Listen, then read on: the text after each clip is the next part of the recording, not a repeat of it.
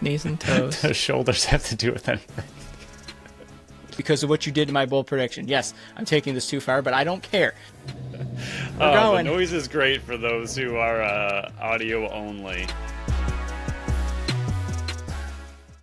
What's up, everyone, and welcome into the Buffalo Sports Collective. It is Monday, January 12th, 2026. As always, I am PK alongside my co-host Phil. Episode 404. We got a jam-packed show today. We got Bandits lose to the little brother in Rochester Knighthawks. Wild Week 7 with 5 games on Friday night across the NLL. Bills win in an epic game on the primetime game of Sunday at 1 p.m. and advance, even though Phil and I gave them very little chance. I think you put them at, 40? I put them at 33%. They defeated the odds and advanced. And then the Sabres get me one step closer to getting back in the pool on a 3-game winning streak. So remember, you can follow us on Facebook, Instagram, Threads, and TikTok at Buffalo Sports Collective, and on X and Blue Sky Buffalo Sports Co. Don't forget to follow our channel wherever you listen to podcasts. Check out our website at buffalosportscollective.com. Phil's article will be out on Tuesday. Check for it there, and then look for the time breakdowns in the description of the show. I'll mention this multiple times throughout the episode, but this week we got today's episode, which comes out on Monday. Phil's article comes out on Tuesday. We got our interview with somebody from the Ottawa Black Bears on Wednesday. And then our preview episode, which is normally on Fridays, will be out on Thursday this week because the Bandits do have a Friday home game. So reminder, anytime that the Bandits play on Friday, we release the episode a day early on Thursday, so you have more time to consume it. Then the Power Rankings and NLL Pick'em will be out on Friday. So a little house cleaning job there. And the Knighthawks did some house cleaning their own and swept out all the orange and black from the seats on Saturday night, including me, even though I wasn't wearing those colors. I think I was actually wearing green. Now that I think about it, might have been a wrong color to wear. Bandits versus Knighthawks. Buffalo loses 12-9. Buchanan had 4. And then Nanakoke, McKay, Burns, Scanlon, and Smith, 1 each. As you can tell, the offense was struggling. Phil is going to be on the bus leading the train this time. Yeah, bus on a train tracks. That's what it felt like. Vince, 37-48 saves in 59-24. Orleman came in for 1, and it was an ugly set. Not his fault. It was the defense's fault. 36 seconds. Shots were 51-49 in favor of Buffalo. Faceoffs went to Buffalo as well, 15-10. Perfect on the power play from both teams. Buffalo 3 for 3. Rochester 2 for 2. Phil, what were your thoughts overall on the game before we dive into specifics? It was pretty ugly. I honestly believe that if Buffalo was playing the best that they could, or playing their style of lacrosse, I think they could have won this game. I think as much, this is going to be a big episode of fighting myself and trying not to discredit what the Knighthawks were able to do, and that they are a very good team, because I think that the Bandits threw this game away more than the Knighthawks earned the win. But the Knighthawks did what they needed to do, and maybe I'm not giving enough credit to their defense and their strategy for how well they limited Buffalo's offense. But to me, this was a game where Buffalo came out very, very flat, which is rare, and we can go over that in a little bit. But yeah, I thought they came out flat. They got themselves into a big hole, which, I mean, I guess I'll just throw it out there now. They have not been losing once this season after the first quarter, and they have not been losing once this season at halftime, and they were doing both of those. So dug themselves a bit of a hole, and it's not a hole you want to dig against a team like this. And then they just could not get their offense going in pretty much any way, shape, or form. Yeah, I'll dive into, I was at the game. Like I mentioned, I was probably wearing the wrong color, but I just threw on a sweater and some khakis and headed my way to Rochester. Got there safely, got home safely. I'll go into more specifics as we go throughout the episode, but I agree with you. I do not think there were times where the defense was a problem. And that seemed like it was the first 20 minutes of the game. Again, we'll dive into more specifics. It's just a broad overview of it. I thought the defense and Matt Vince settled in after the initial first 20 minutes. The offense seemed like it never got comfortable. There was maybe a 10-minute stretch in the second quarter where it seemed like things were getting back together. And they went into the half where it felt like, okay, down 2, like it would have been nice if they were able to get it down to 1, but they weren't. Only down 2 though. I think they went into the half with good rhythm, and then right out of the half, they couldn't score again the entire third quarter. Rochester got the only goal, and then Buffalo never really came close again. I think the closest they came was 9-7. It just felt like this was a game where, yeah, it would have been nice to have Mitch DeSnew and Zach Belter out there, but I still don't know if you would have won that game because of the offensive side of the ball. I think there were lapses on defense that did get cleaned up. Yeah, it still would have been nice to have two of your best defensemen out there, but when you can't put the ball in the back of the net and the offense looked as sloppy as it did, which, again, it's only 5 games in, but next Friday's game, like coming up after that game's over, you're a third of the way through the season already. That's like the small sample size is continuing to grow. I'm a little bit worried about this offense, and they might be saying things weird because considering they just put in 15 last week, but that was 15th against Landon Kells and Alex Bouquet, who, history shows they're not the best goaltender. Yeah, Kells might have had a good stretch of games, but I am a little bit concerned of where this offense is right now, that they're still fine-tuning and trying to figure out themselves, which I will give them credit with this. I don't think they've had a full same 7, same 8 the entire season, so the interchanging parts probably did hurt them a bit.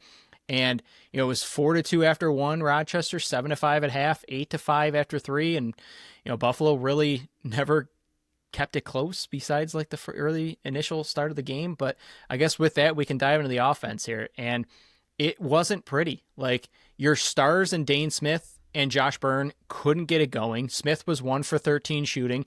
Byrne was 1 for 2 shooting. And this shows that 1 for 12. I'm sorry, 1 for 12 shooting. So combined, 2 for 25 shooting from your 2 ace superstars. When that happens, you need your depth to score. You got it from Buchanan. He seemed like one of the only forwards that came out to play in this game. I thought McKay was horrible in this one. Scanlon, yeah, he was running around, but that's not somebody that you can rely upon to put balls in the back of the net. You need McKay to do that. You need Nanacoke to do that when your big-time scorers and Dane Smith and Josh Byrne go down. Now, most times, they're both not going to go down in struggling in the same game. That very rarely ever happens, that an opposing team can shut down both of those guys. It's very difficult to do. So full credit to Rochester with their defensive philosophy. But overall, I don't have very many good points to point out with this offense. And it's not going to be us. And if you've listened to us the last 5, I know I'm going on a little bit of rant here. If you've listened to us for the past 5 seasons, we do not sound the alarms. Like, it rarely ever happens. I think the biggest alarm we ever had was after they lost to Vancouver and they were 5-6. I think that was the biggest one. And we were still like, they're still going to make the playoffs. Yeah, they might not host a home game. That's the most like sirens that have ever gone off with us here. They're still a very talented team. They're still the 3-time defending champions, but we're also a podcast that's not going to sugarcoat this thing. Like, it didn't look good. They didn't look good.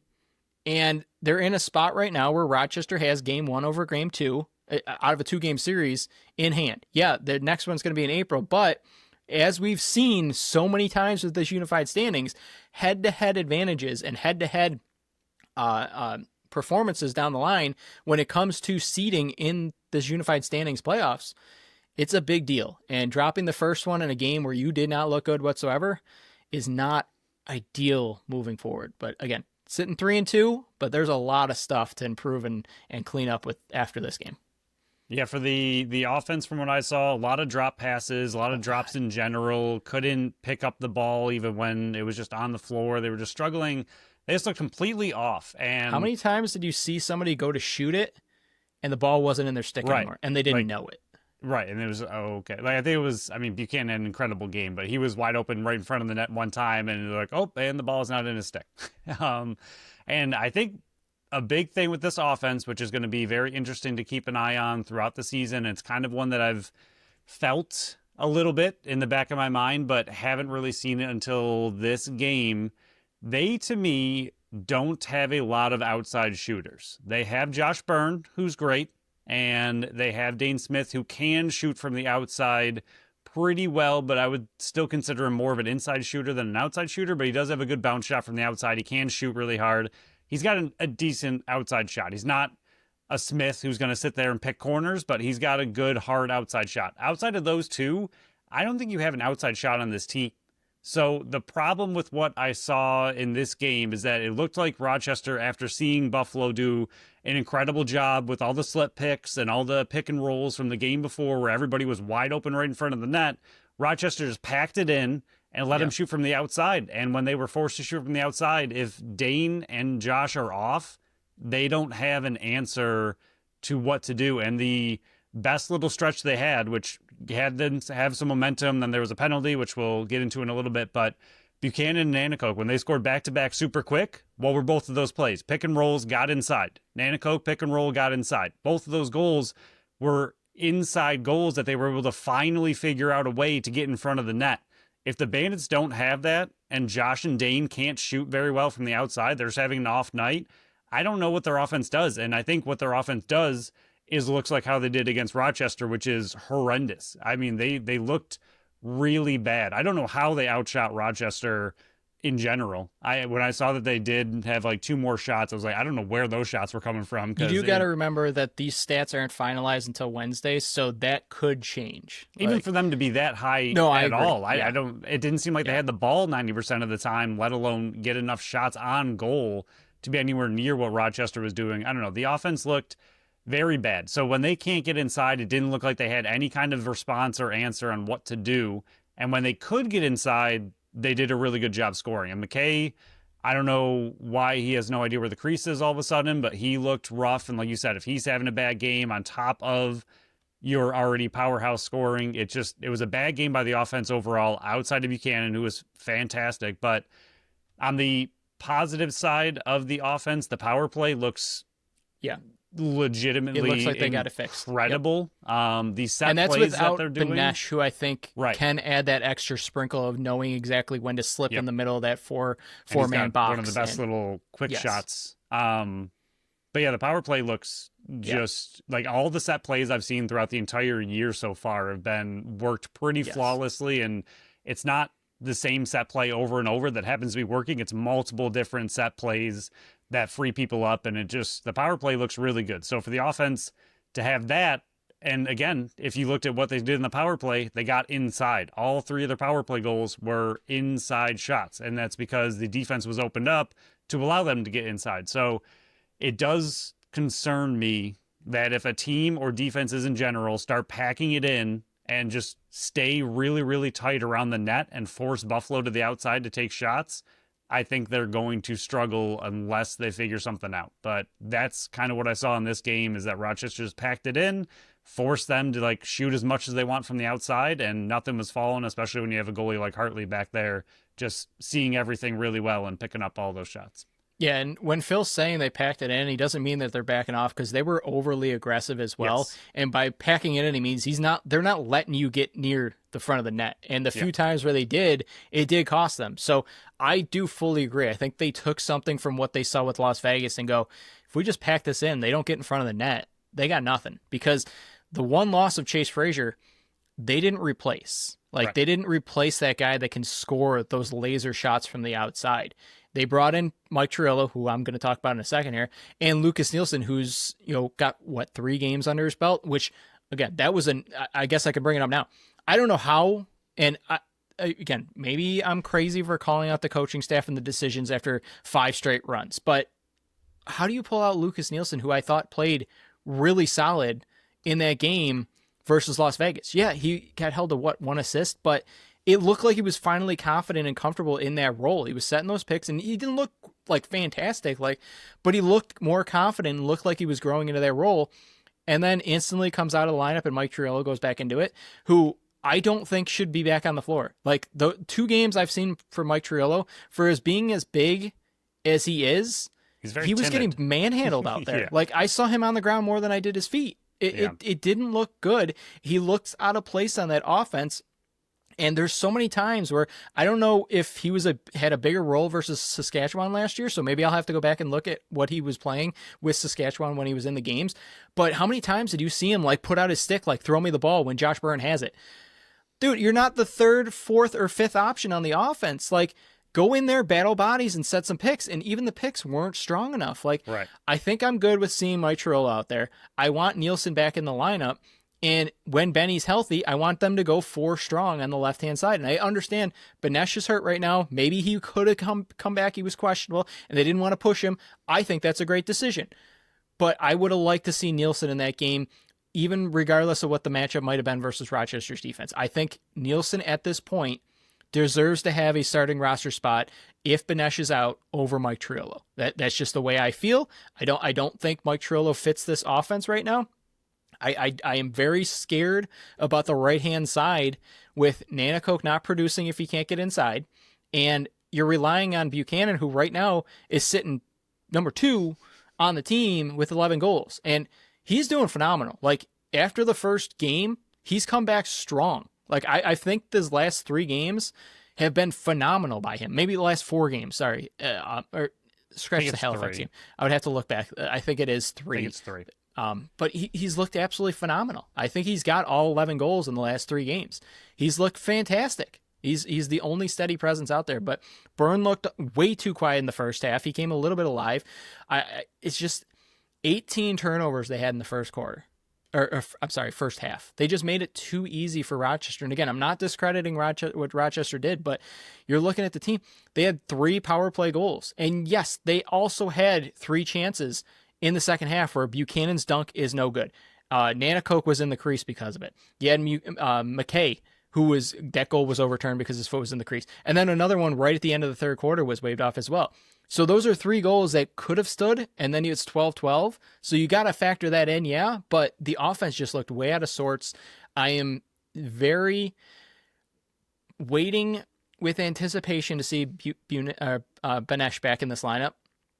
I think he might be the stir that stirs the drink better against some of these teams that have good goaltending. Like, Hartley played fantastic in this one. Did Buffalo make it a little easy for him at times? Yeah, but he was still making unbelievable saves, and you saw that athletic ability in net. So I don't really have much more to talk about with the offense. I do agree that the power play this season looks fantastic. What the setup designs and plays that they're calling, flawless. Like, they fixed the power play that was struggling last year, and this is the power play that you expect to see from one of the best offenses in the league.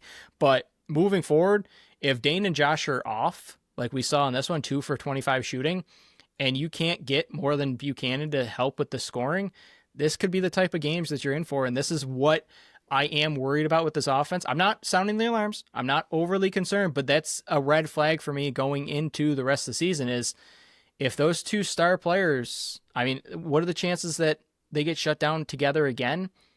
Unlikely, but you see what can happen if a team is able to do that.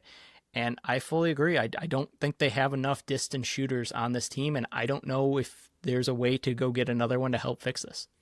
Yeah, a few more things. One, I'll leave one of them for the article that I started running, but one of the 2, it was the last time Dane had 5 points and the last time Byrne had 4 points. I'll let you guess the last time Byrne had 4 points in a game. Is it one where he left early? 4 or under?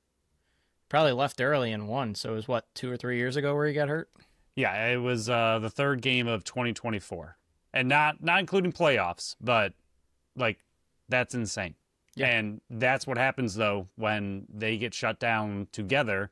The other big thing with Byrne, or interesting thing, and Smith also really struggled to get inside. The whole team did. Again, that I think was a big part of Rochester's strategy. But the whole season, I don't think we've really seen too much air Byrne that much. He seems to be settling into an assist/outside shooting role, which is fine, but it's something that is a big part of his game, is getting inside and having those cross crease dives and like getting those incredible goals. And I think as he's gotten older, which is fair, as we've seen him just over the years, I feel like that's coming less and less in his game, and he's settling in more and more to a high assist role and a long distance shooter, which those are fine. But the problem with being a big assist guy is you already have a big assist guy on the team, and your secondary scoring is struggling. So when it's not there, you need him and Smith to be able to find ways to get inside, because that's their ability. That they are good enough against other players to be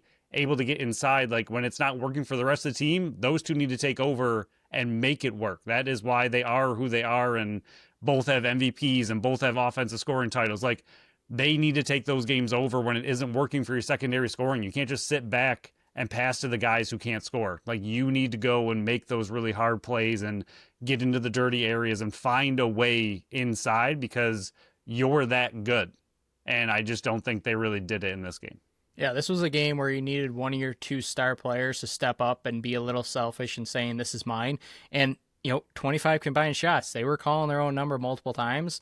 But from distance. It seemed like this is one of those rare situations where neither one of them were able to step up. And that's the first time we've had to say that in how long? Like, it's usually you said, one or the other. For how much we're ripping on this offense, they lost by 3, and 3 goals were called back, and it could have been 12-12. So for how horrible they looked, they were still very, very much in a game that against a top team in the league. So get it fixed, hopefully. Like you said, not panicking. I think they'll get it corrected. I think they'll be okay moving forward, but I think this is a really big lesson for the team. I hope they go back and look at what happened. And we said it in the offseason, and it's more and more obvious now. If this team did not have Buchanan, my goodness, it would be really, really, really scary. Yeah. That's pretty much all I got with the offense. Again, if don't hear what we're not saying. We're not sounding the alarms, but this is a red flag to keep an eye on. And I think Phil hit the nail on the head here. When they weren't able to retain Chase Frazier, because I'm sure that they were in on it. Everybody that's saying that, you let Chase Frazier and Chris Cloutier walk away. I don't think that was the case. I think Vegas was just like, here's some money, come play with us. And it was like, we can't turn down this opportunity. Right. We just won 3 straight titles. We'll go make some money. Chris Cloutier even said it with Dan Dubrick, I believe his last name is. I don't have it in front of me, so I'm apologize. When he interviewed with Chris Cloutier, he was like, Chase was like, I wanted to make this a full-time thing for me. Look at lacrosse full-time, and Vegas was giving me that opportunity. So that's why he went to Vegas. Like, this isn't about Buffalo didn't want them back. This was more about Vegas offered them and Buffalo life-changing money. Can't offer that because of their team. Yeah. So I think you hit the nail on the head, though. That's a roundabout way of me giving you your flowers, that they didn't really replace a Chase Frazier type of shooter, and they don't really have one in-house that can do it. So that is going to be something that we keep an eye on, is if they get shut down from the outside. And Dane and Josh, again, these are a lot of ifs. Like, a lot of things have to match up perfectly to see what we did see. And everybody just seemed, besides Buchanan, had an off night. It's going to happen. It's just, if you want to look at one blessing in disguise, it all happened on the same night. Like, McKay struggled on the same night that Byrne did, and Byrne struggled on the same night that Dane did. It's not going to happen very often for a talented team like this. So, alarms aren't sounded, but we know where the alarm button is. That's a good way to put it. But we'll switch over to the defense here. I thought overall they weren't as bad as I was anticipating this being. I thought this could have gotten really, really ugly without Mitch Desnew and Zach Belter in the lineup. But I will give flowers to, like, a player, for example, like Dylan Robinson. I don't know if he took a single shift on his right side. I think the majority of his shifts he was playing on his offside, and he was locking down the righties for the most part. The biggest criticism I have from this defense is this is a defense that has been known to be aggressive and cause turnovers. In this one, they had 11 block shots. Fantastic. I think they were doing a very good job of getting in some shooting lanes. They only have 1 caused turnover, though. This is not a typical Buffalo Bandits defense that causes those turnovers. It just wasn't happening in this one. For Rochester, for example, they had 6 caused turnovers. They're not a team that I would envision when I say one of the top caused turnover teams in the league. I would go to Rochester. Even 6, not that great. Usually Buffalo's around like 8, 9, 10. They got 1. I did look at it. I don't think they've been under 8 this whole season so far. Insane. So it's just like every 1 is piece. a huge difference. And this result that we saw is not what I was anticipating. I think I had 14-12 Rochester winning. So overall, I thought Buffalo's defense, for the most part, locked it down after that initial 20 minutes. I thought they played very well the final stretch, considering all the losses they had on the back end. And the new pieces that had to play offsides, like Taylor Dooley going back in, I thought he was played decent. I will give credit to Paul Dawson. I thought this was one of his better games. It looked like he was always in position. He didn't look as slow as I've seen him in prior games. 4 block shots. I think he has finally gotten the knack of being in the right position while not in the crease. So I think it has taken him a bit of time to adjust to that new rule, but I think he's back in that position where, if I leave the guy over here, I can still block the shot in front of the net. And I think this was his best performance of the season. So I will give him a special call out on that one because I was hard on him earlier in the season. I think he played the best game that I've seen from him this season so far.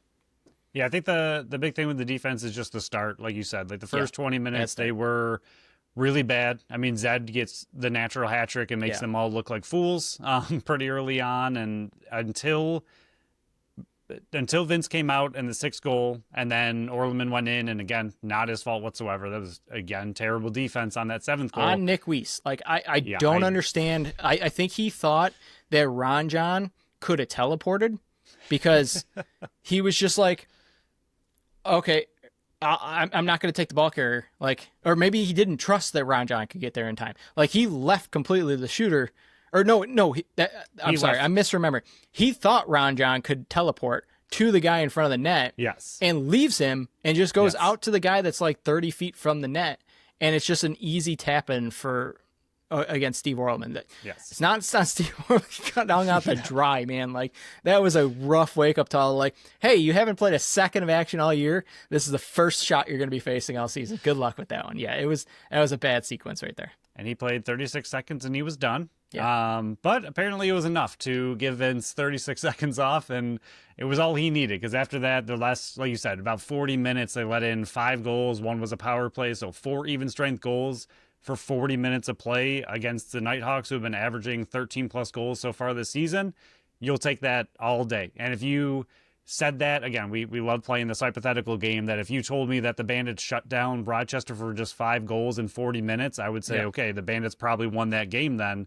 And they didn't, but obviously, but I think it was the offense that let them down. Again, the defense, first 20 looked rough, and most of the goals were on the defense. Some were on Vince that he was not seeing very well, let in some that I think he wants back and just didn't look great. But after that, they settled down, and I think they did enough from halftime on to give the offense enough time to fix things and get back into that game, and they just were not able to do it. But I don't think this game as a whole is on the defense, especially given Disnew and Belter were out. Like, if you consider that they were missing 2 of their best players on defense, on top of that, against one of the best offenses in the league, I would have expected this to be a lot worse, but they really held their own after they got it together.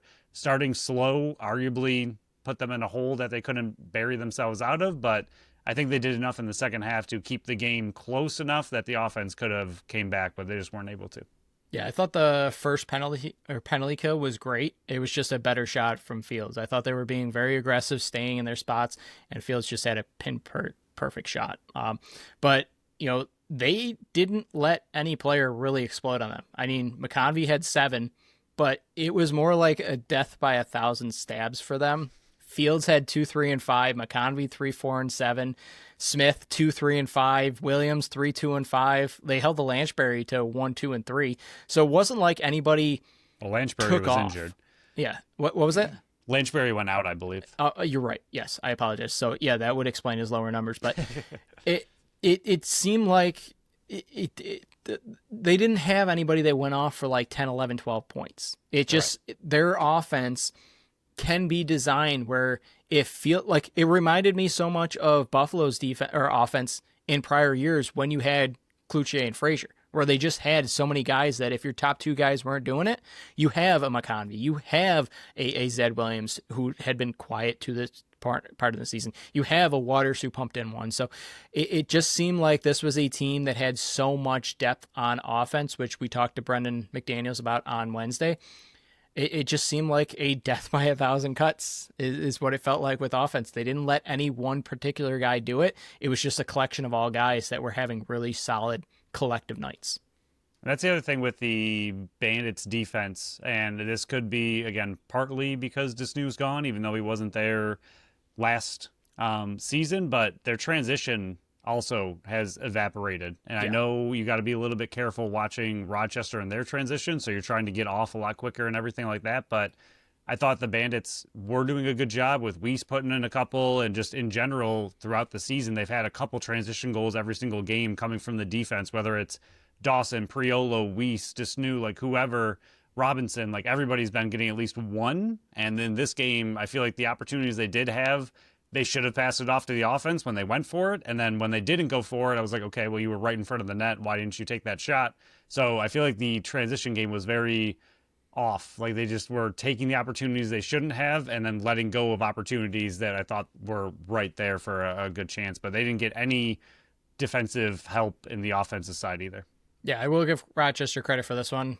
Seeing them come off the bench, they were getting back really well to stop that transition game. But the only other negative I got is Thomas Whitty, man. You sent a hospital ball to Ron John. You owe him an apology letter. Holy cow.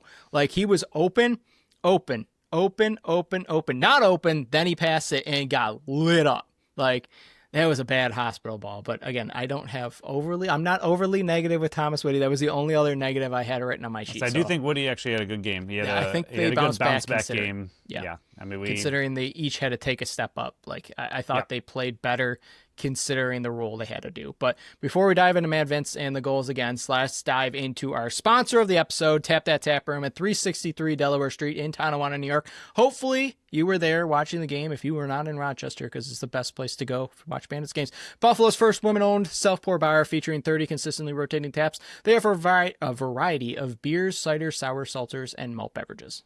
PK, you can join Tap That Tap Room for a Mosaic Buffalo Plaque Workshop on Tuesday, January 20th, coming up at Tap That Tap Room. In this workshop, you will learn the basics of making a mosaic to create your own buffalo plaque. It's a little buffalo, and you get to put all the pieces together with a variety of tiles and glass beads and white grout for the project. You will need a ticket for this, and it will include all of the materials and instructions. You are also welcome to bring any kind of trinkets you want to add to your little buffalo. The time is 6:30 to 8:30 on Tuesday, January 20th, and you can go a little bit early. Tap That Tap Room opens up at 5 p.m. You can go early to enjoy food and beverages before class starts if you want to. Last time I looked, there were only 10 spaces left available, but you can head to their Facebook page to buy some tickets with the link right there, and you can also check out their upcoming events and what's on tap and what's on deck. You can check out tapthattaproom.com. We'll move on to the goals scored against Mad Vince and Steve Orleman. First one, power play, Fields. It was just a great shot through the power play. It was 1-1 after that point. Then it was the Zed Williams show for the next 3 goals. It was a rebound save, gathered quick, and he beats Vince inside 2-2. Another wow shot. Like, this one was unbelievable. This shot that he put low on the far side post. Like, it was unbelievable that he shot around Cam Wires. Like, that's one where it was just like, hats off. You have to just give a round of applause to Zed Williams. That shot was phenomenal. I've never seen that type of shot in person. Like, it was, I know I'm giving him his flowers here, but it was fantastic. Fourth one, Williams dances around Priolo and bounces it past Matt Vince for his natural hat trick, going up 4-2. Waters fights off Whitty. That one I didn't like from the defense either. The defense was lost. Like, Priolo got beat, but then the 2 guys behind him that should have closed in on Zed were literally looking at each other and pointing at other players, not watching the ball and still trying to figure out who's covering who, and then just let Zed walk right in with nobody picking him up after Priolo lost him. I was like, what are we doing back there? So of the 12 goals, I had 4 that I think Matt Vince wants back, and this was the first one, the 5th one. Waters, he fights off Whitty, gets inside. I don't know how this one got by him. Like, it was such a squeaker that gets by him, but it was an underhand shot to put him up 5-3. I think Matt Vince wants that one back. Yeah, it was in close, but it wasn't that bad of a shot. It was underhanded, maybe. As well. Maybe he caught him by a weird angle, but the 6th one, Lanchbury, Wires is out to him late, and he just beat Matt Vince low. I think Matt Vince should have had that one, 6-3. He gets pulled, and then the Ryan Smith one where Weiss just leaves him all alone in front of the crease. Like, I put her in here. He thought John could fly to him. And it's 7-3. Matt Vince goes back in. The 8th goal with McConvey is in transition after a long battle along the boards. Defense is slow to get back out on the field. I thought that one was on the defense and maybe a little bit on the offense getting off the field. 9th one against Smith, or with Smith. I thought this was another one that I thought Matt Vince should have had. It was off a face-off win for Rochester. Just goes right up the middle. Cam Wires is slow to get out there, but still, I think Matt Vince wants that one back. 10th one, McConvey on the power play. Very long ref review. They weren't talking in the arena. I have no idea what was wrong. They fixed the penalty clock multiple times in the arena, even though it was right the whole time it was on the boards. Yeah, no idea. They didn't. On the broadcast, they claimed that it was supposed to be a shot clock reset and that they never gave them.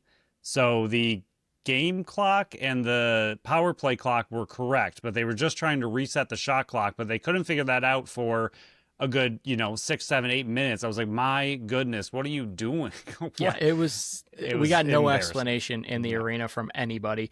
But yeah, that one just top barely gets by Mad Vince. The 11th one, McConvey, Weiss is picked and just can't get back. No backside help. I thought this was on the defense as well. Inside on Mad Vince makes it 11-7. And then the 12th one, Fields uses that pick and just gets open with Priolo crashing. I thought that was good defense by Priolo. I thought that should have been a save by Mad Vince. So to me, I got 4 of 12 on Mad Vince. I thought this was, I said it to you, this felt like a really good Mad Vince game, but also ones that he should have made those saves. Like, Yeah. I thought in close, he was making phenomenal saves. He was keeping them in. I thought he settled in after coming back in. I thought he played phenomenal. I mean, only giving up 1 goal in the third quarter. He gave the offense an opportunity, but he was also giving up shots that typically Matt Vince should get.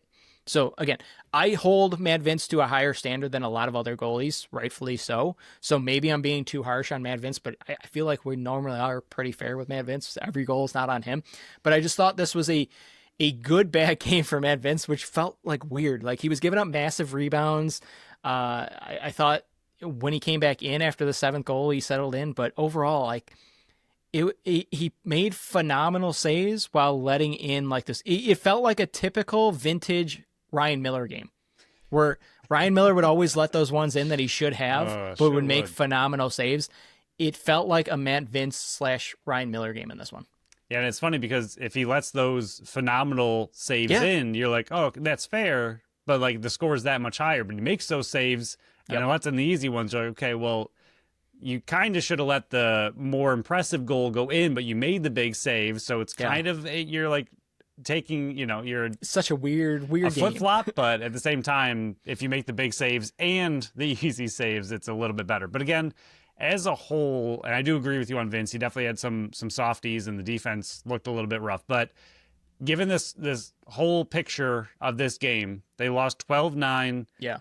And to me, they looked bad on every single front at parts throughout this game against a very good team, and you only lost by 3. Like, put together a full 60-minute game of the Buffalo Bandits playing the best they can. I think you win this game, not easily, but I think you win this game.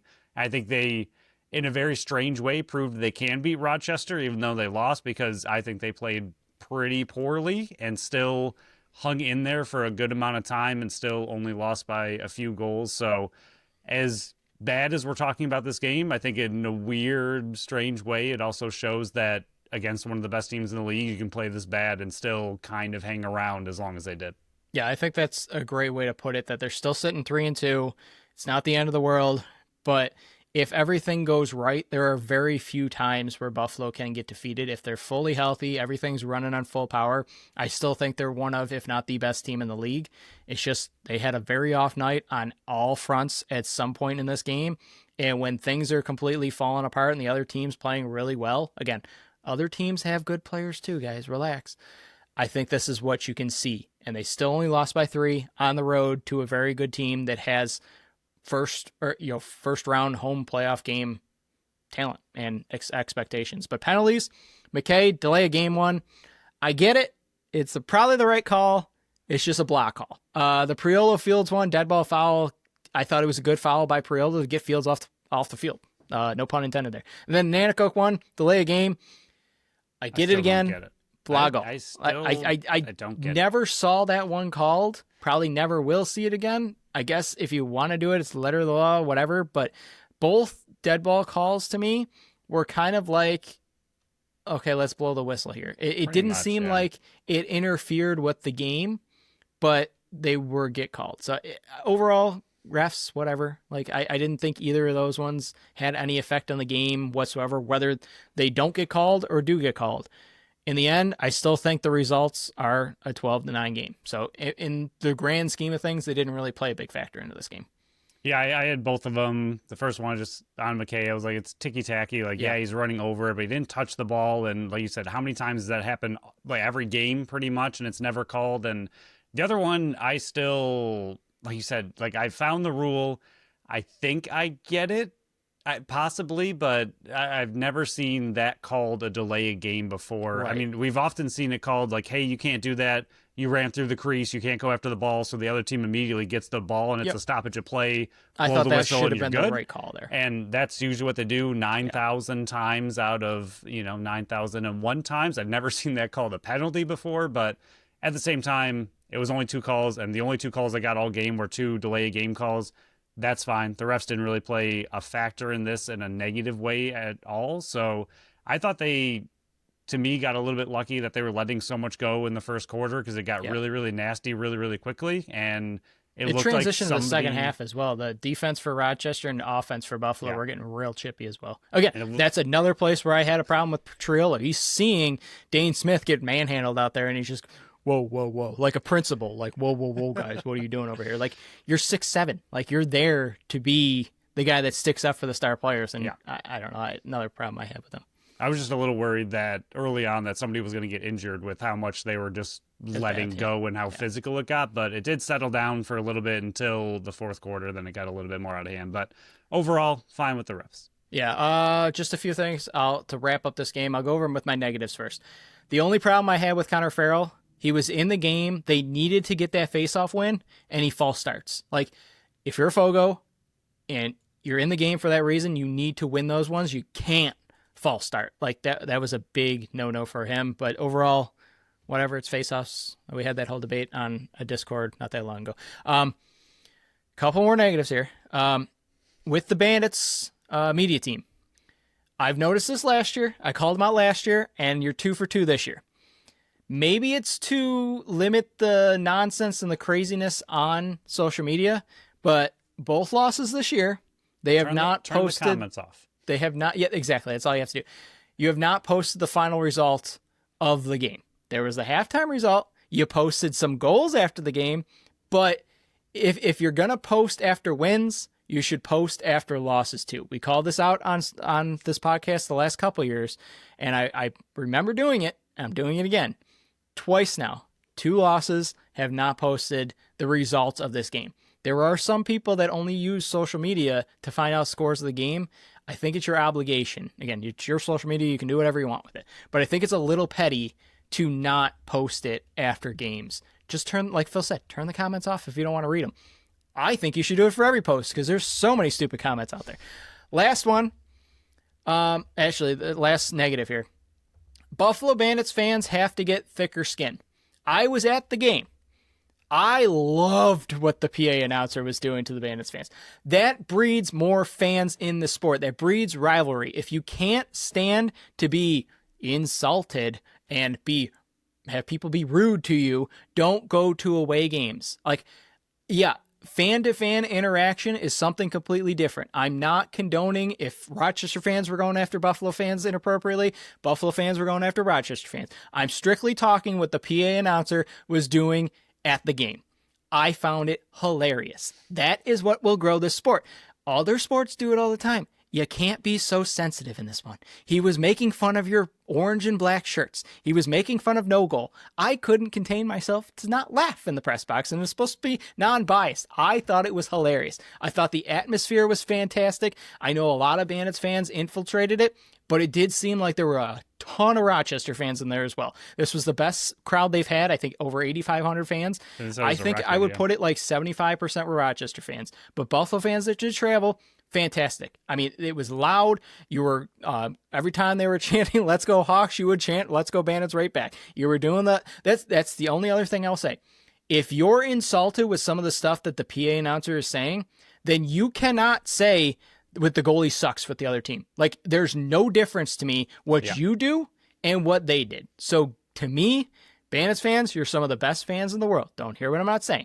But there's times where you're thin-skinned. And this is one of those examples where you're very thin-skinned. The only other thing, and this is the positive, I want to thank the Rochester Knighthawks for being so accommodating to let me be a part of the media team that was there. I applied for the media credentials. They were fantastic. early responses. I loved everything. Shout out to Chamberlain, who showed me exactly where to be. Shout out to all the staff members that got me to my seat where I'm supposed to be. Thank you to Brendan McDaniels for talking to me a little bit after the game. I know I was in a hurry to get back home, but this was our first away game covering the Buffalo Bandits, and I thought Rochester, was flawless on their accommodations to me. So I absolutely loved the first road game. If Buffalo travels to Rochester again next year, look for my name. I'll be applying again. But I just wanted to thank Rochester for allowing me to do that. They didn't have to. They did. And I had a great time. And I will say, I'm sorry, Buffalo, but I am 0 for 2 when I, from the BSC, is in the press box. And I'll be there on Friday. So if you want to bet it all, put all your money on Ottawa, because I'm not going to be welcome in Buffalo much longer, Phil. I'm 0 for 2. And I think last year I had a losing record up in the box as well. It's not been good when PK has been up in the press box covering the team. Yeah, the only last thing I have is the fact that the Bandits and Bandits fans need to remember who Buffalo is to this league. They are 3-time champions, and that means that if the you're Bandits the Yankees, you're the Dallas Cowboys, you're right. the gold standard. Like if the Bandits have one off night when they're playing, the other team is always giving you 150%. They do not like you. They want to win, no matter what team it is. The league universally dislikes the Buffalo Bandits right now, and every single game that you play is going to be the other team giving their absolute best every single time. And yes, you can say that across the league, but it's just not true. Like, there's certain games you get up for, right? There's other games that you're like, okay, we don't really have a rivalry with this team, and they're at the bottom of the standings. We're going to go out there and try hard, but it's different when you're going up against a team like Buffalo or a rival. You just go to another level. You could see it with Fields the entire game just chirping away. I don't know what he was on, but he was going crazy, and he was chirping the whole time, which was fine. That's part of the game. They won, but that's what's going to happen if you have even a slightly off night. The other team's going to take advantage of that because they're giving so much more than they would in any other night, because you're just universally disliked as a 3-time champion. So yes, the Bandits have an off night, and because they had an off night, they lost the game, and that's probably going to happen most times the Bandits have an off night. There's some games they're going to be able to have an off night and still squeak out a victory because as a collective, they're very, very talented. But against a really good team, if you have even a little bit of wiggle room when they're going all out, you're going to have a game like this. But like we said the whole time, no alarm bells. They'll be fine. It's early in the season. They need to get healthy. That's a big part of it. But right now, string as many wins as you can while you get healthy, and they'll be okay. Yeah, I know we're probably going to hear it. You're a Buffalo show. Why aren't you supporting the fans? And why aren't you sticking up for the Buffalo Bandits? Like, this is uncalled for, kind of stuff like that. If you've ever listened to the show, we try to be as unbiased and take off the fandom hat as much as possible. I think we're harder than the Bandits than we probably should be half the time. If you're listening to this to hear us defend Buffalo Bandits fans for being, quote unquote, too soft in the arena, it's not going to happen. We try to call it as it is. Like with Mad Vince, if he should have made that save, he should have made the save. If it was on the defense, it's on the defense. We try to call it as straightforward as we can. And to me, I thought Buffalo Bandits fans who were in the arena, if you're just strictly talking about what the PA announcer was saying, you're being too thin-skinned. You got to toughen up. You are fans of the New York Yankees, of the lacrosse world. Nobody likes Yankees fans. Nobody likes Bandits fans. It's going to be that case. If you don't like it, don't travel. Stay home, watch the games on TV. But if you can thicken up your skin a bit, love to have you on the road. We'll move on to the milestones. Only 3 happened. Ian McKay got to 100 assists for his career. Dylan Robinson and Connor Farrell up and over 200 loose balls. Both got it by 1 extra loose ball. So I appreciate it, you 3. You closed out the milestones a little bit easier. There's still, 4 more that didn't happen, so those will be on the show on Thursday. Triolo really screwed you over. He got in the game and couldn't get his 2 points. I needed 1 more. But we'll go over NLL around the league. We're already close to 50 minutes in, so we'll rapid fire these ones. 30 seconds to a minute here, Phil. Friday, Halifax, Ottawa. Halifax gets the win 13-11. It was 58-33 shots in favor of Ottawa, 26-2 in favor of faceoffs for Halifax. Ottawa 2 for 8 on the power play. Halifax 1 for 3. 3-1 after one for Halifax, 6-3 at half for Ottawa, and then Halifax came back 8-7. I thought Ottawa, I had it all tweeted out, ready to go for, they had that 1-game blip of no 6 goals against in a row. They got to 5, but I thought this was a bad loss by Ottawa, considering all the issues that Halifax has going on, which we'll go into even further on their next game. Yeah, I thought Halifax didn't really deserve to win this game, even though I did pick Halifax to win this game. This is not the output I was expecting from them. I mean, 33 shots on goal to get 13 goals, not likely going to happen all that much more often. And again, still 2 for 8, allowing power plays to Ottawa. Their issues continue to be their issues. Yes, they put up 13 goals, but I don't know if their offense really deserved it. Will McLeod with 4 in his debut. Huge shout out to the rookie. Really impressive. Almost seems like he should have been in the lineup a while ago. Friday, 7 p.m. 2-1 Rochester heads to the 1-2 Philadelphia Wings. Rochester gets a win. Philly gets a loss. Sorry, I have to keep this bit going. Rochester 16-13 win. Rochester, as of this moment, 79 shots on goal. Like, you're breaking my numbers here, Philly. It's ridiculous. 52 shots on goal for Philly. 16-16 in faceoffs. So everybody that's saying faceoffs matter, it gives you more extra possession. Tell Rochester then there's 79 shots on net. Rochester 2 for 4 on power play. Philly 1 for 3. Philly actually led this one 5-2, and they were dominating until Rochester tied it 8-8 at half. Then it was 13-11 Rochester, and they took over the rest of the way. But a massive outpouring of just, I'm so sorry, Nick Damoud and Deacon Knott in that. This is going to be another season long where Philly just can't stop anybody from putting shots on you, and you're going to get blamed for a lot of losses that you shouldn't be. Yeah, you go from 33 shots by Halifax to 79 from Rochester. That's more than one a minute. Like, it's ridiculous. Rochester's offense has proven they're really, really good at secondary chances and loose balls, and this is a big part of it. I mean, 79 shots is just ridiculous. There's only so much that the goalies can end up doing in that, and if I'm Damoud or not, I just want to be pulled at all times in a game like that. But yeah, eventually you're just going to crack at the end of that. I don't like the goalie situation for Rochester. I don't get it. They're I don't being like too it. freaking cute around this league. Yeah, like, and it's happening all Toronto over with the Rose. league. Yeah, it's I don't stupid. get it. Like, stop being so cute. Put your starters in. It's 18 games. Like, Yeah, so what we're talking, Hutch started that game because they wanted Hartley to rest because it was a back-to-back, but Hartley's super young, super impressive.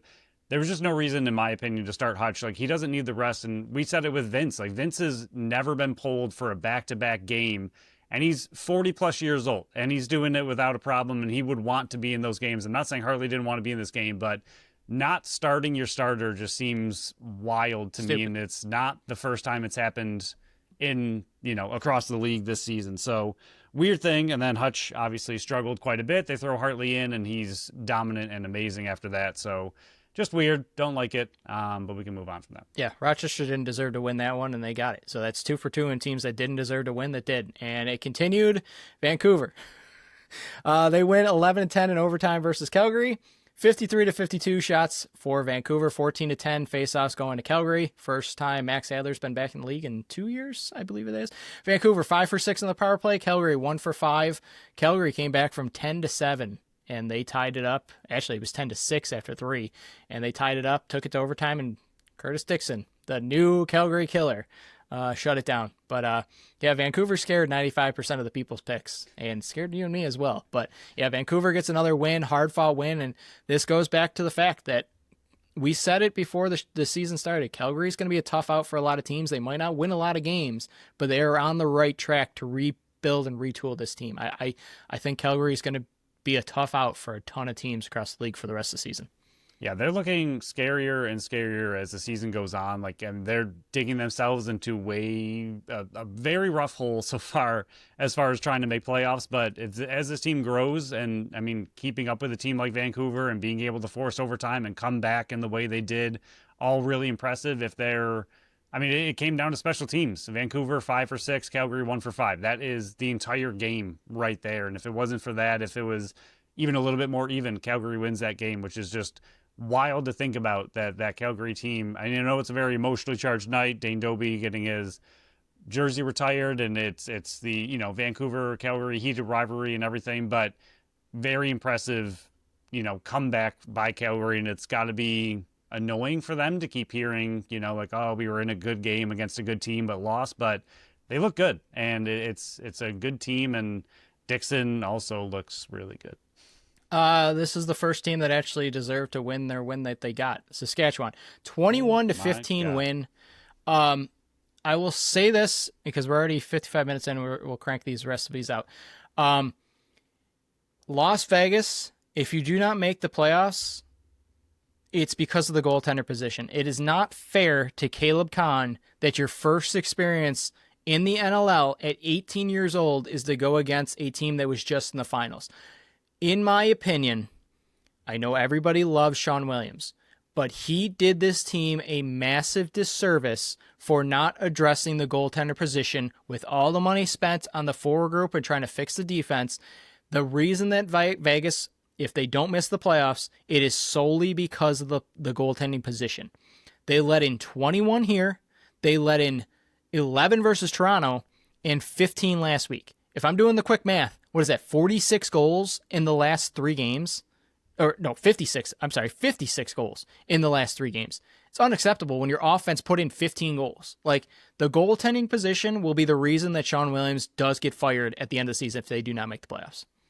Yeah, I mean, obviously Saskatchewan's really good. They're not known per se for their offense, but that doesn't mean that their offense is bad. They still have a very good offense and can turn it on when they need to, especially if you're going to throw out Caleb Kahn in there in a very rough situation. Again, this is nothing against him by any means. He's not ready. Like, He's he not shouldn't be ready in that position. Right, and it's just the goalies they have on that team aren't ready to take over for this team, and Kahn shouldn't be ready. He's not supposed to be ready yet. Again, it happened for Christian Del Bianco, but even him, I don't think he was ready when he went in at the age of 18, and I think it still took him a few years to really get going. So Kahn's not your answer, and I don't think they have one right now. I think Kells at times has looked good. Obviously, he's had a few good games in there, but then he's also not looked good at times as well. So they don't have consistent goaltending to go along with what seems to be a lethal offense. Putting up 15 against Saskatchewan's defense and goaltending is majorly overshadowed in a game when you lose 21-15. Like, that's really, really impressive, and no one's going to be talking about it because the Rush put up 21 on you. So their offense is legit and scary. If they can do something about their goaltending, they might have a shot at playoffs. But like you said, if they don't, then that's most likely going to be the reason they miss. And Frazier did leave hurt early or late in that game, so that's something to keep an eye on. Toronto versus San Diego. It's time to hit the panic button for San Diego. Like, we didn't hit it for Buffalo. San Diego's got to hit it. 12-7 win for Toronto. Toronto also only won this one because of their rookies, especially CJ Kirst. I can't remember who said it, but I think it was Pat Gregoire. He scored 3 lefty and 2 righty. Like, and he's a left-handed shooter. He's ridiculous. He's gonna win rookie of the year. I thought it was gonna be Owen Hiltz. I thought he should have been, like everybody was saying early on in the offseason, Owen Hiltz is the favorite to win rookie of the year. I think it's far and away CJ Kirst right now. I think, Michael Grace has been playing fantastic in Georgia. Even Sam English on this team has been playing fantastic. But what CJ Kirst is doing as a rookie through 2 games of his career or 4 games of his career, it shouldn't be the case. Like, he shouldn't be this good early on. And the only reason Toronto is 2-2 right now is because of CJ Kirst. Also, notice what happens when you start Nick Rose, Matt Sawyer, you buffoon. PK's got some hostile feelings. I hate when coaches get too cute. Like, you're not outsmarting anybody by starting your backup. It's stupid. Put your starter in and let him do work. There's 18 games in the season. They don't get tired that easy. You see Matt Vince at 43 doing it. What's the excuse for 20-year-olds? It's stupid. Yeah, I said in this Toronto game that I picked Toronto, and I thought, again, it was weird to say, but I was like, you're going to have to lean on your rookies because the veteran on the offense are just not coming through, and that's exactly what Toronto did to get their victory. And I really don't – I know I've said it multiple times on this podcast already. I do not like what San Diego's got going on right now. I just don't trust them as a team. And their goaltending right now is non-existent. O'Reilly's been rough and then injured, and Dunkerley, I mean, he's okay, but he's not going to be your answer back there. So they're in trouble. They're, to me right now, what Oshawa was or to start the season, where I don't think I'm going to pick San Diego to win many games, at least until they start to prove something. But right now, they are not putting it together. And the team that you want to have, or they want you to pick them constantly now, is Oshawa. 16-9. Did you go over the faceoffs in that last game? No, because faceoffs don't matter. I don't care. Did you see what Baptiste it won was, them all. though? Yeah, Baptiste won them all. 23 of 23, and guess what? You scored 7 goals, so shut up, faceoffs matter, crowd. Yeah, they matter sometimes. That's what we keep saying. Everybody that says faceoffs play a huge role, they're a factor of the game, a minor factor. Shut up. Oshawa, 16-9 win over Halifax. Halifax, 88 penalty minutes. Oshawa, 62. Oshawa wiped the floor with them, and Halifax turned into Halifax. Like, if you're going to lose, they go down swinging with baseball bats every single time. And to me, and I know apparently I've been calling for everybody's head this, I don't want them to lose their jobs. I want them to be better. They're just putting themselves in position to lose their jobs. It's not my fault. One idiot behind a microphone isn't going to be the reason you lose your jobs. I'm just the one that's calling it out. I don't know how Micah Kersey, if Halifax continues down the road they're on, they need some type of different leadership. Like, they're too slow getting off the fields for the forwards, which is hurting their defense and hurting Warren Hill in net because the defense can't get on fast enough. They're so slow getting back to the bench. That almost cost them versus Ottawa. And then the second thing is they can't stay out of the penalty box. It's not a 1 year off. They've been first the last 2 seasons, and they're first by far and away this season. It's ridiculous. And I know a lot of the penalty minutes happen with the shenanigans in the fourth quarter. I get that. But Oshawa, 6 for 11 on the power play. Like, teams shouldn't have 11 opportunities in 2 games, let alone 1. It's Oshawa. Halifax is in major trouble. I know they're sitting 3-3, but if they do not fix the way they play and play smarter and get to the bench quicker and stay out of the box, they're going to be one and done, or not even sniffing the finals. Like, it's I don't know. I know I called out 3 coaches, but it's gross, man. Like, I don't get how you can still doing the same thing over and over and over and expect different results. It's the definition of stupidity. I think Halifax is frustrating because Hill has finally put it together. Yeah, and he finally got good goal. He looks really, really good. The thing that this team's been missing for so long is consistent goaltending. They finally have it. Their defense looks fine.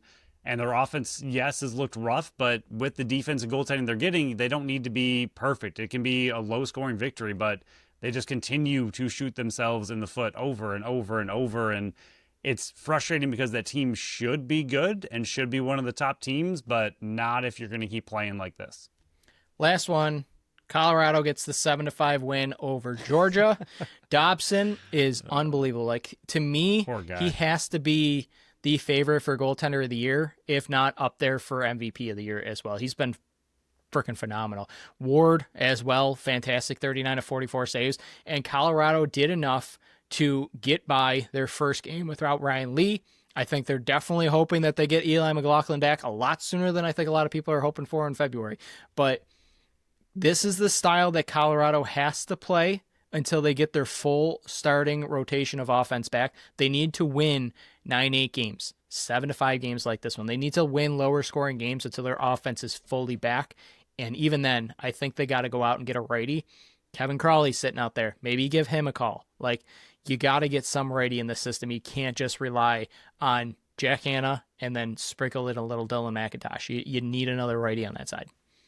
Yeah, I thought that was I watched some of this game toward the end because I needed Georgia to win for my picks, and they did not pull it off. But Georgia, again, very, very, very up and down as they continue to be every single year. Colorado. It's good that it's good that they're up and down this year because I was projecting them to be so bad. So I consider this up and down. 2 thumbs up. 2 thumbs up for PK. I'm giving credit. I'm giving credit to a team right here. I know I've been very negative, but Georgia, this is good that you've been up and down so far this year. And then Colorado, again, like they're I think, I forgot what it was. It was 3 games maybe or 4 games of 8 goals or less they've allowed. Like, Ward also has been quietly, and that defense has been quietly looking really, really good. But this is kind of a great example. Like, this isn't going to happen, not saying it is, but if Dobson were to be flipped over to Vegas, imagine what Vegas could be. Like, just hypothetical world. Again, that trade's not going to happen, but like, that's what you're missing in Vegas with that offense that they have. If you had a Dobson level goalie, which is right now arguably the best in the entire league, but that's what they're missing, and that would just shore up that team and instantly be a very, very scary team. That is how important goaltender position is. You will not win anything without an elite goaltender, so you got to go get one. We'll close out this one. We'll move on to the Bills. Phil and I were both wrong. We admit it when we're wrong. Thank goodness. Dead wrong. Happy to be wrong. 27-24 win over the Jags. Josh Allen, 28-35, 273, 1 touchdown, and then he was 11 for 33 with 2 touchdowns. Phenomenal. I'm happy to be wrong with my 21-17 projection, even though it was still a lie to have that projection or prediction right at halftime. Lawrence turned into Trevor Lawrence in this one. ETN. Liam Cohen needs how they do not run every single play. It was stupidity. Like, if they had just run the ball. PK's calling out more coaches. Apparently, maybe this is PK calling for coach's head. Again, one idiot behind the mic can't do this. You do this to yourselves. If Liam Cohen, who makes the play call, like he's the one that calls them, and then at halftime when he got interviewed, he was like, I don't know why we're not running the ball. Maybe ask yourself why you're not running the ball. It's stupid. Like, coaches do this all the time. Like, we got to get back to our game of running. You're the one in charge of that. Like, what are we doing here? It's stupid. Why they didn't run it on every single down is beyond me. Like, if they had done that, I think they win this game easily.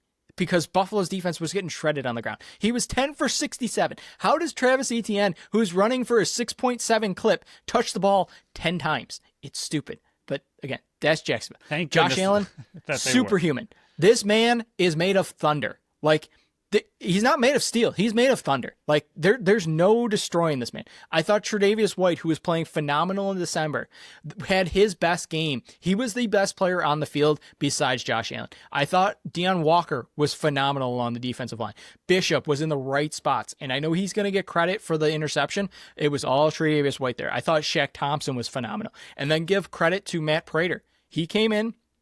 I was very nervous going up to this week, and I'm normally not nervous about kickers, but I was very nervous for the opening kickoff. If he got hurt, this is going to be a close game, and you don't have a kicker. He was phenomenal. He looks right. He kicked that 50-yarder with ease. I thought those were all the good parts of this game, and Buffalo advances. They either got Denver, Houston, or it's Denver or Houston. Pittsburgh's not beating Houston. Sorry, we don't have those results as of 8:53 tonight, but yeah, I thought a lot of good came out of this one. Joe Brady is still doing everything he can to prevent Buffalo from winning, but he can't because Josh Allen is made of thunder. Yeah, I do want, and I'm sure the stats out there somewhere if I do some research, but I would love to see the percentage of throws that were within 2 yards of the line of scrimmage or behind the line of scrimmage. Did you see the early stat with Josh Allen when he was 9 for 10? No. I think it was off the top of my head, at least 6 of them were single digits, and at least 2 of them were completed for 0 yards. Yes. Yeah. And then they continue to just do screen after screen after screen after screen. And if it wasn't for Shakir's ridiculous spin move, they wouldn't have gotten a first down on the one. If it weren't for Shakir, they'd be in some trouble. I mean, yes, he only had 82 yards, but he had some really, really big, important plays and catches. They kind of went against our grain of what we needed them to do. They did win the turnover battle. It was very close, but they did win it. Cook did horrible as expected against a really, really tough Jaguars defense. But usually if he does bad, the team's offense does not do enough to win. But Josh Allen was Mr. Made of Thunder, and he looked really good. But yeah, they are very lucky that the Jaguars just didn't run the ball. Not only was ETN at 6.7, them as a team, they had 23 rushes for 154 yards, and they were at 6.7 yards per carry on 23 rushes as a team. And they were like, you know what? Let's throw the ball. That sounds great. So thank goodness they did that. Again, coaches being too cute. It's stupid. Just throw your fastball, man. They can't hit it. After Tootin ran 3 straight times for 47 yards, you should have just ran the entire game. And my goodness, they made it look so easy and then just went to passing for some reason. I know this is all benefiting Buffalo, like the bad coaching in the NLL and the bad coaching here. It all benefits Buffalo, so I should be praised about that. I want to see the elites of the elites, and we're just whatever. The bad in this one, I thought the Bills drive to everybody's complaining about the refs. I get that. It was zeros on the clock. I am not discrediting that whatsoever for the field goal before halftime. It was a bad decision and a bad call by the referees. The NFL has to be better than that for a multi-billion-dollar industry. It's stupid that a bunch of jokers in zebra costumes make that call when there's instant replay that everybody at home sees it and you still get it wrong. That needs to be fixed. I get that. But how is the defense getting off the hook there? Like, that was terrible play design. That was terrible play calling to allow that to happen and get them in position for that even to happen. They got the ball with, a minute to go on the 3-yard line with no timeouts, and they were able to get in field goal range. And I know Cam Little's a ridiculous one, but they got it within, a 40-some-odd field goal? I think it was 50-something, but it's still. Yeah. That's a very 30 manageable for him, yeah. That's a 30 for him. They didn't really score at the end of the game. I hated it. At the very end of the game, with a minute to go and Jaguars had no timeouts, hindsight's 2020, so in the end, you can claim it was the right call. It was the wrong call. We've seen it how many times where you give the team too much time, and again, it worked out, but you should have kneeled that ball. The tush push is indestructible. You had enough timeouts where you kneel it, you take it down to 20 seconds, you got 3 timeouts, you call 1 timeout there, and then you get multiple opportunities to push it in. We're not talking about like kneeling it back a yard. Go to your side and kneel it down and just fall on the ground. Jacksonville was trying to let you in. So yeah, they wanted if you just stop, they're not going to go after you. They want you to score. So like I said in our chat, like just throw the ball to Cook at a little pitch pass. I don't even want that. Just hike it, Allen falls over. That's it. Like the old person that can't walk and needs life alert. That's all you got to do. Hike the ball, fall over. Done. Yeah. Over. Kill the clock. I still think it was the bad call. Brandon Cook, they had massive drop. He made up for it at the end, getting wide open. The injuries to Jordan Poyer, I doubt he comes back. Gabe Davis, he ain't coming back. His knee is shot. That was unfortunate. Sadly, might be that's terrible. Jordan Hancock, he should not see the field again this season. He was awful back there. Their secondary got shredded because of one guy.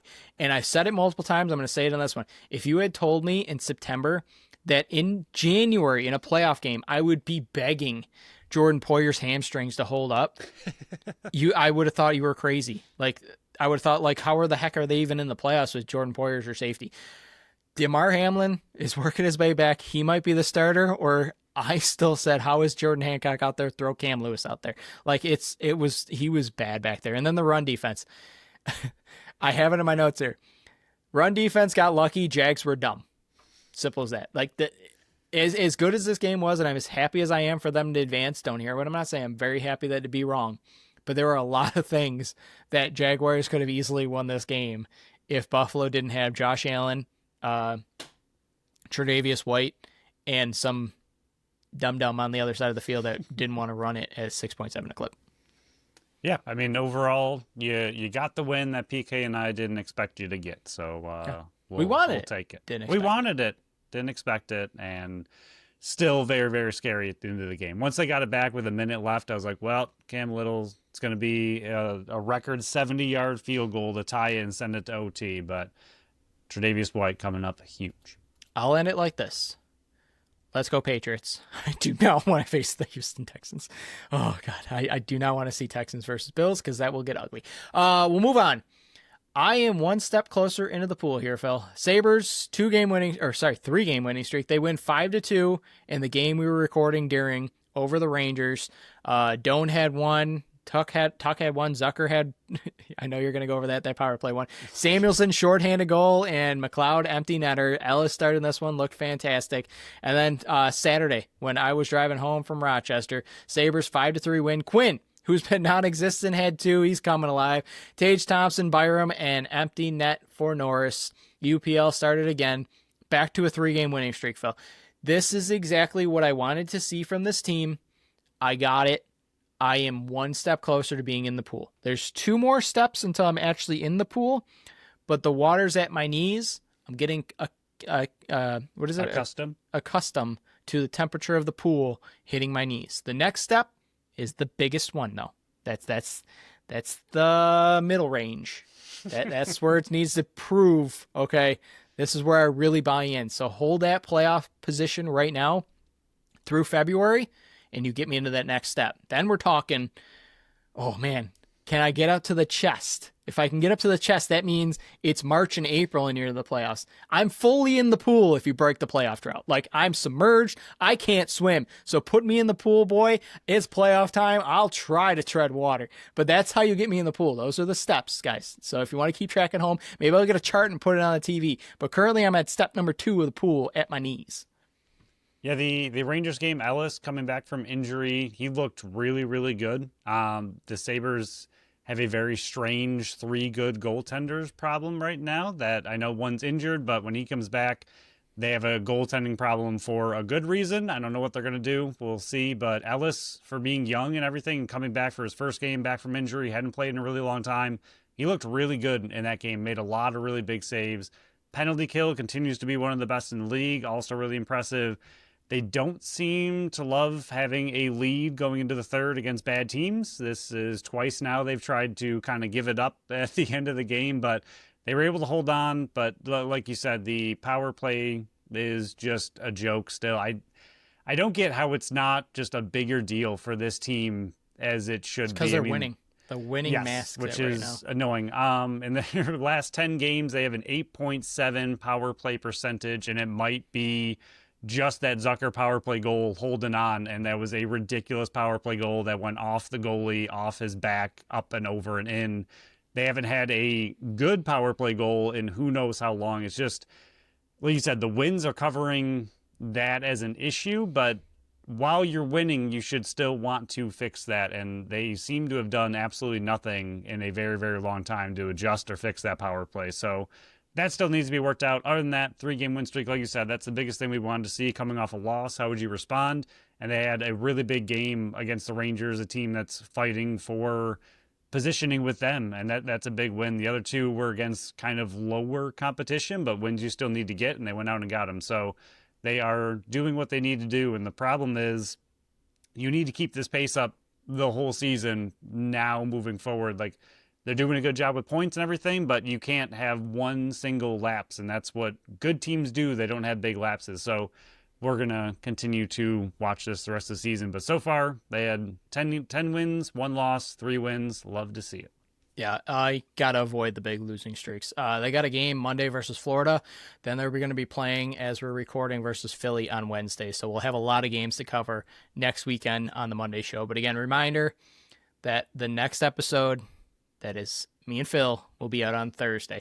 But the only other thing, I was scrolling through TikTok's been, that's what I do before jumping on here, and I saw Tage Thompson was on Spit and Chicklets. I don't remember when he was on there, but I saw a highlight of it, and they were asking Tage, like, hey, what changed? Like, you just fire a GM, new GM comes in, like, then you guys started going ham, and he goes, well, Yarmo came down, he doesn't mix very many words, but pretty short, he said to the locker room, you guys are all expendable. Like, there's not one of you here that I'm not afraid to trade.